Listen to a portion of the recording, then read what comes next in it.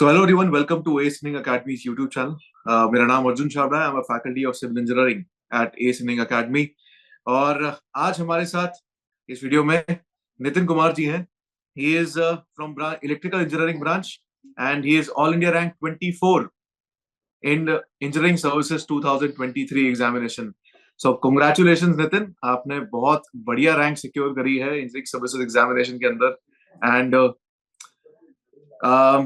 क्या था, कैसा फील हुआ था जब आपने अपना रिजल्ट देखा? First of all thank you very much sir for the wishes. Sir I still remember कि जब मैं रिजल्ट देख रहा था तो मैं गेट का जस्ट टेस्ट दे के आया था. गेट 24 का जस्ट ऑनलाइन टेस्ट दे के आया था and I am just going on the tea break and after completing the tea break I was returning to the library and someone texted me कि result is out, you can see the result. और जैसे मैं result देखा सो I was on the road, okay, and that like shy of relief, emotions all are on my face over the road, sir. Then I just called my parents and tell them. बहुत ही बढ़िया. नितिन, कौन से college से हो और अपने बारे में थोड़ी चीजें बताना. कौन से शहर से हो, कौन से कॉलेज से हो और हाँ किस साल ग्रेजुएट हुए, एवरीथिंग. हाँ सर मैं बेसिकली बगड़ गांव के रहने वाला हूँ. जुन्नू डिस्ट्रिक्ट ऑफ राजस्थान के अंदर ही लोकेटेड है सर. और सर मैंने अपना bachelors of technology from IIT Kanpur पर से किया था and completed in 2020 sir, 2020 basically. Okay, बहुत ही जबरदस्त. और आपने तैयारी कब शुरू करी थी कोई भी कॉम्पिटिटिव एग्जाम के लिए? सर मैंने आफ्टर ग्रेजुएशन स्टार्ट कर दिया था. आपने आफ्टर ग्रेजुएशन शुरू किया था. So again you are one of those students जिसने ग्रेजुएशन के बाद तैयारी शुरू करी थी. बट आजकल जो अभी के जो टॉपर्स आए हैं वो ज्यादातर जो स्टूडेंट्स हैं वो थर्ड ईयर से अपनी तैयारी कर रहे हैं. और आप उनमें से एक हैं जो फाइनल ईयर के बाद करे और 99% बच्चा वही है. तो आपकी जो ये वीडियो होगी, जो आपका एक्सपीरियंस होगा, वो 99% बच्चों के लिए ज्यादा इंस्पायरिंग होगा. तो कॉलेज के बाद आपने प्लेसमेंट्स के लिए नहीं गए थे? प्लेसमेंट्स के लिए नहीं सर, ऐसा था कि मेरे को थोड़ा टेक्नो मैनेजरियल जॉब चाहिए था. ऑब्वियसली उसके शॉर्टलिस्ट के लिए एक हाई सीपीए रिक्वायर्ड उस टाइम पे. और मेरा एवरेज सीपीए जो था मेरा एवरेज था एंड कोडिंग जॉब से मेरा इंटरेस्ट ज्यादा नहीं था. सो इसलिए फिर मैंने, और मेरे पेरेंट्स हमेशा से गवर्नमेंट सेक्टर में थे तो उन्होंने मुझे हमेशा परस्यू किया कि तुम एक बार गवर्नमेंट सेक्टर के अंदर भी देखो, जॉब्स मिल जाएंगी तुम्हें इस तरह की. तो मैंने जब उन सबको एक्सप्लोर किया और दोनों सभी चीजों को कंबाइन किया तो मुझे लगा engineering services is one of the job which जिसके लिए मैं देख रहा था. सो फिर इसके लिए मैंने प्रिपेयर करना स्टार्ट किया सर. Okay okay. गेट के लिए भी प्रिपेयर किया था साथ में? हाँ sir, GATE has a plan भी हमेशा मैंने रखा था कि लाइक कोई भरोसा नहीं है but the job is the priority of each and every. इसलिए मैं सर गेट का प्लान भी रखता था हमेशा. What was the score in GATE score? GATE का स्कोर क्या था? सर गेट 2023 में आई एस स्कोर 36.33 मार्क्स. अच्छा अच्छा, मतलब आपके मार्क्स ज्यादा नहीं आए थे गेट में और गेट में रैंक नीचे आई थी का? Okay okay. अगेन ये चीज बहुत अनोखी होती है. जो बच्चे गेट में नहीं कर रहे वो बहुत ज्यादा एक्सेल कर रहे हैं इंजीनियरिंग सर्विसेज एग्जाम में and they are being in top 50 ranks. ऐसे बहुत सारे बच्चे मैं इस साल देख चुका हूँ जिन्होंने गेट एग्जामिनेशन में ज्यादा अच्छा परफॉर्म नहीं किया बट वो इंजीनियरिंग सर्विसेज में कर गए. और इंजीनियरिंग सर्विसेज के बच्चे जो ज्यादा परफॉर्म कर रहे हैं, जो इंजीनियरिंग सर्विसेज में नहीं कर पाए, वो गेट में अच्छे निकल गए. तो ऐसा कोई रीजन है जिसकी वजह से तुम्हारा गेट में स्कोर नीचे आया था? Any reason? हाँ सर, मुझे ऐसा लगता था कि बीइंग ए रिपीटर ऑब्वियसली मुझे एक अच्छा रैंक रिक्वायर्ड था to get the PSU. And जो एक जनरल ट्रेडिशन चल रहा था तो उसके अकॉर्डिंग ये था कि out of the 65 questions you have to complete 50 to 52 questions. But इस साल का एग्जाम ऐसा नहीं था कि 50 to 52. It was tough. It was tough. Yeah. तो फिर इस बार ये था कि मैं कुछ क्वेश्चन में स्टक हो गया लाइक 1 मार्क्स के अंदर. और जनरल ट्रेंड ये होता है कि 1 marks question easier than the 2 marks questions होते हैं बट इस बार उसका बिल्कुल रिवर्स था. सो और इलेक्ट्रिकल इंजीनियरिंग में I guess all India rank 1 के 66 मार्क्स आए थे and it was the lowest कि किसी और फील्ड के कंपैरिजन में ऑल इंडिया रैंक 1 के कितने कम मार्क्स आए हैं. Yes sir. सो मतलब बेसिकली मेरे को वही लग रहा था कि मैं एग्जाम को उस ड्यूरेशन में जज करने में कहीं थोड़ा लैग कर गया था, उसकी वजह से मेरा रैंक डाउन हो गया था. Okay okay okay. बट उस एग्जाम की कुछ लर्निंग्स, गेट एग्जाम की कुछ लर्निंग्स जो तुमने उस एग्जाम से सीख कर इंजीनियरिंग सर्विसेज में अप्लाई करी हो? हाँ सर, मैंने गेट 2023 के सबसे बड़ी लर्निंग ये की थी कि आउट ऑफ द लाइक जो भी मेरे पास टोटल टाइम होगा, उसका अराउंड 5% टाइम जो होगा मैं पहले एग्जाम पेपर को एनालाइज करने में लगाता हूँ सर। लाइक अच्छा। आपको एक नॉलेज हो जाती है कि इलेक्ट्रिकल इंजीनियरिंग की, तो उसके बेस पर आप बता सकते हैं कि पेपर टफ है, इजी है। और हम्म जैसा अगर आप प्रेडिक्ट कर रहे हैं और ऑल इंडिया वैसा ही अगर प्रेडिक्ट कर रहे हैं, तो आप अच्छी सिचुएशन में ऑलरेडी बेस्ड है।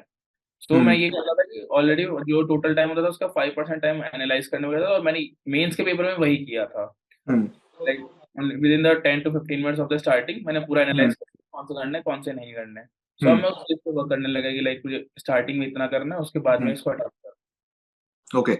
बट जनवरी तक, मतलब आपका फेब में जैसे एग्जाम होता तो जनवरी तक you are preparing for both engineering services and GATE, या आपके दिमाग में बन चुका था कि मुझे सिर्फ इंजीनियरिंग सर्विसेज की तरफ जाना है? लाइक नहीं सर, मेरा ऐसा नहीं था, क्योंकि पिछले मेरा ऐसा था कि सर ये मेरा फर्स्ट अटेम्प्ट था जिसमें मैं सिंगल शॉट के अंदर तीनों स्टेज क्लियर किए थे। हम्म लास्ट 2 स्टेज के अंदर मैं प्रीलिम्स भी क्लियर नहीं कर पाया था। अच्छा। तो इस वजह से हमेशा था कि नहीं, गेट के अंदर एक अच्छा रैंक लेके आना है। ठीक हम्म है, तो लाइक एक्स्ट्रा सब्जेक्ट्स जो होते हैं इंजीनियरिंग सर्विसेज के अंदर, गेट के अलग, गेट से हट के, लाइक इलेक्ट्रिकल इंजीनियरिंग में 6 सब्जेक्ट्स मोर होते हैं। हम्म वो वाले प्रिपेयर्ड नहीं थे इतने ज्यादा अच्छे। बट हम्म उनकी फिर मैंने थोड़ा शॉर्ट प्लानिंग करी कि लाइक हम्म जो लाइक उसके बेस पे ओनली जो टॉपिक उठाए, इंपॉर्टेंट टॉपिक्स हैं जो कि रिपीट हो रहे हैं मोस्ट ऑफ दी, हम्म उसके हम्म प्रिपेयर मैंने उस टाइम पे। अच्छा, वेरी गुड। और इंजीनियरिंग सर्विसेज के प्रीलिम्स की बात करते हैं। आप टेक्निकल सब्जेक्ट्स के साथ साथ अपने नॉन टेक सब्जेक्ट्स को कैसे मैनेज करते थे? और थोड़ा बहुत टाइम मैनेजमेंट के बारे में बताइए कि स्टूडेंट्स को थोड़ा सा आपसे इंस्पिरेशन हो सके कि कैसे अपने स्ट्रेंथ और वीकनेसेस पे काम करना चाहिए, how much time to dedicate on your strengths and how much कि वो वीकनेस पे फोकस करें। लाइक सर, मुझे ऐसा लगता था कि नॉन टेक सब्जेक्ट्स जो है बहुत इंपॉर्टेंट है। उसके बिना आप रैंक मतलब आप सिलेक्शन नहीं कर सकते हैं, उसके बिना आप प्रीलिम्स क्लियर नहीं कर सकते हैं। लाइक हम्म ये बहुत जनरल ट्रेंड था आफ्टर 2016 जो चेंज हुआ उसके बाद में, कि मैथ एप्टी कर लो, अच्छा स्कोर हम्म आ जाए, उसके बेस पे आ जाएंगे। But I hmm think UPSC वो चीज को ट्रिक को समझ चुका है, और वो मैथ्स और एप्टीट्यूड को इतना टफ बनाता है कि आपका more than 3/4 of the time जो है वो उसी में चला जाएगा। So yes. आपको कुछ क्वेश्चंस लाइक अगर 30 क्वेश्चंस आ रहे हैं, तो आप ज्यादा से ज्यादा 20 से लेके 22 या 23 क्वेश्चन अटेम्प्ट कर सकते हो, ज्यादा नहीं कर पाएंगे। So hmm here we are just seeing a loss of the 8 to 10 questions. So hmm उसको अगर आपको रिकवर करना है, तो आपको जीएस के अंदर उतने क्वेश्चंस जो है वो सही करने पड़ेंगे। एंड हम्म जीएस के अंदर अगर आप 70 to 80 मार्क्स लेके आ जाएंगे, that is a very good score. या more than enough, more than enough. And तो उसके अगर आपके थोड़े से कम भी होते हैं, you can cover that up with your technical marks. Yes sir. As in minimum 70, I guess everyone should aim for non-tech subject, right? Yes sir. Prelims के अंदर आपने जो आपके नॉन टेक सब्जेक्ट्स थे, जैसे आपने बोला कि बहुत इंपॉर्टेंट है, ऐसी कोई टेक्निक्स आप यूज करते थे जिससे आप ज्यादातर सही सवाल के जवाब दे सकते थे, या फिर आप नेगेटिव मार्किंग को कैसे कम से कम करने की कोशिश करते थे? तब मैंने जीएस के अंदर ये चीज देखा कि every branch has it own advantage.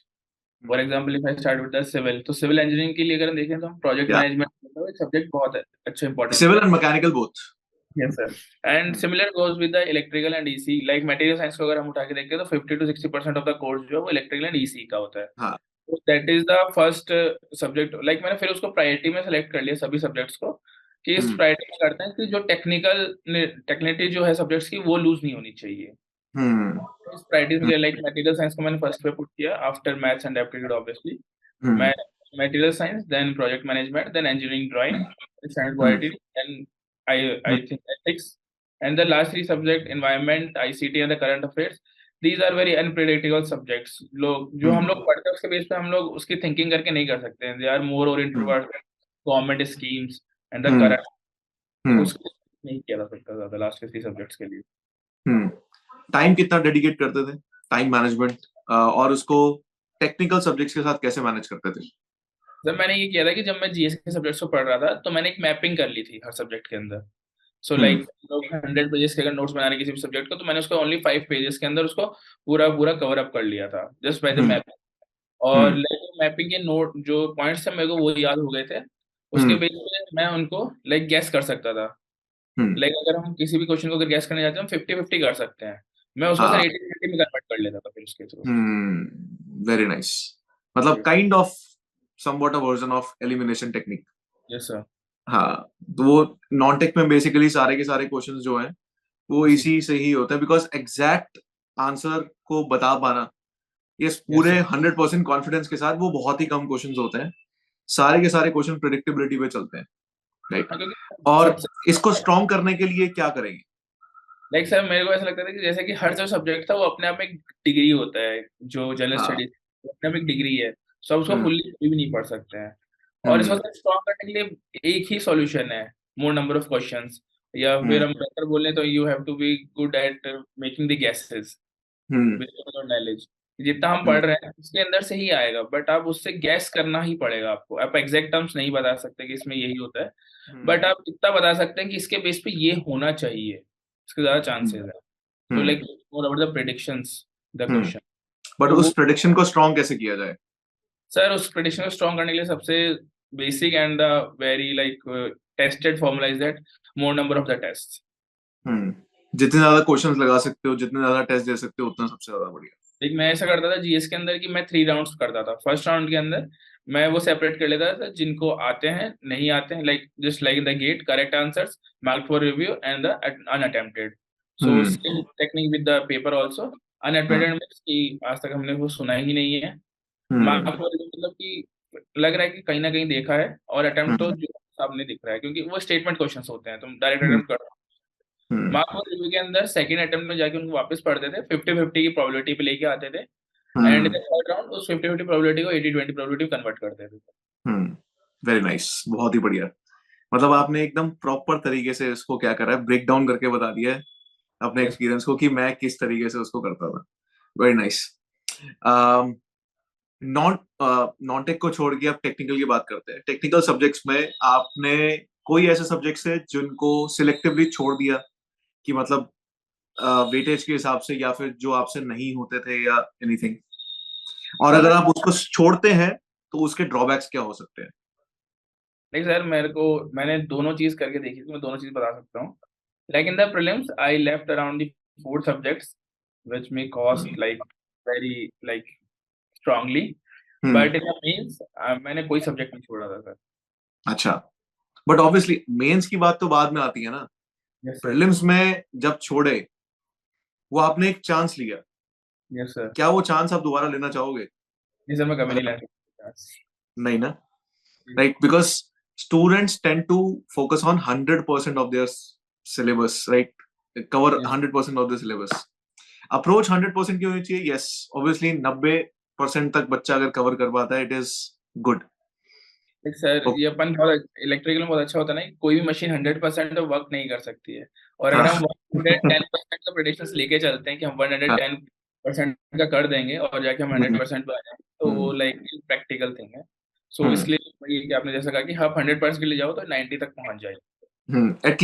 At least आप एम तो कर सकते हैं 100%, ऑब्वियसली होएगा नहीं, at least we can aim for it. Prelims का रिजल्ट आने के बाद मेंस के लिए तुमने क्या चीज फॉलो करी?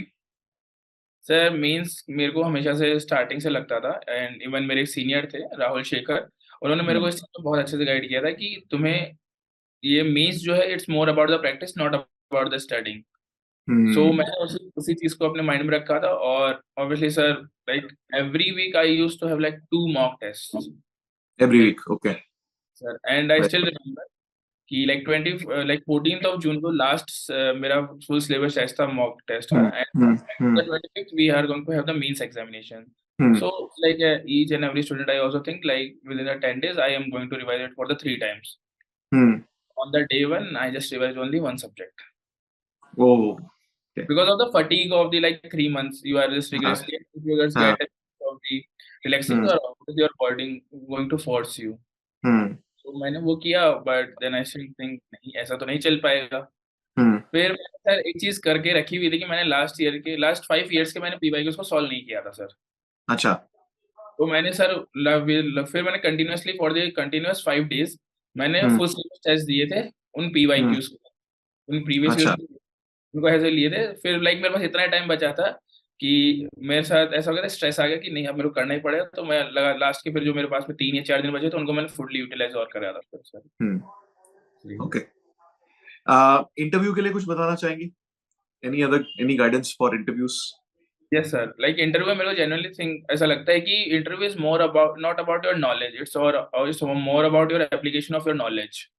लाइक हाँ. मेरे ये सर मेरे को अभी तक याद है कि मेरे से अराउंड 35 to 40 क्वेश्चन पूछे गए थे इंटरव्यू के अंदर। 35 40 क्वेश्चंस कितने टाइम के स्पैन में? सर मुझे एग्जैक्ट टाइम पता नहीं, लाइक मैं नोट नहीं कर पाया था मेरा time, but I think it's more than like 35 to 40 minutes sir, it's more than. Okay. Yes sir, like मेरे को उस इंटरव्यू में मेरे को यही फील हो रहा था कि टेक्निकल नॉलेज तुम्हें आता है, लाइक डेफिनेशंस वो नहीं पूछेंगे तुमसे, बट वो ऑब्वियसली ऐसी चीजें पूछेंगे जो हम लोग डेली यूज में देखते हैं बट हम उनको कभी नोटिस नहीं करते। यस. लाइक बेसिकली एग्जांपल दो, हमारे घर पे क्या सप्लाई आता है हमें पता है कि इतना इतना आता होगा, बट एग्जैक्टली हमने कभी उस चीज को नोट नहीं किया। तो मेरे को अभी तक याद है कि मेरे से गवर्नमेंट स्कीम से बहुत क्वेश्चंस पूछे गए थे, like government schemes of regarding the electrical engineering and the data, कि कितना कौन से पोजीशन में स्टैंड करते हैं कौन से फील्ड के अंदर। तो बहुत सारी चीजें प्लस में government of India obviously sir बहुत अच्छा कर रही है इन द रिन्यूएबल सेक्टर, सो आप उसको मिस नहीं कर सकते हैं। तो इसलिए इन सब करना चाहिए सर। अब तो रिजल्ट आ चुका है, तो अब कौन से डिपार्टमेंट की तरफ एम कर रहे थे आपने? आपने कौन सी प्रेफरेंस भरी थी?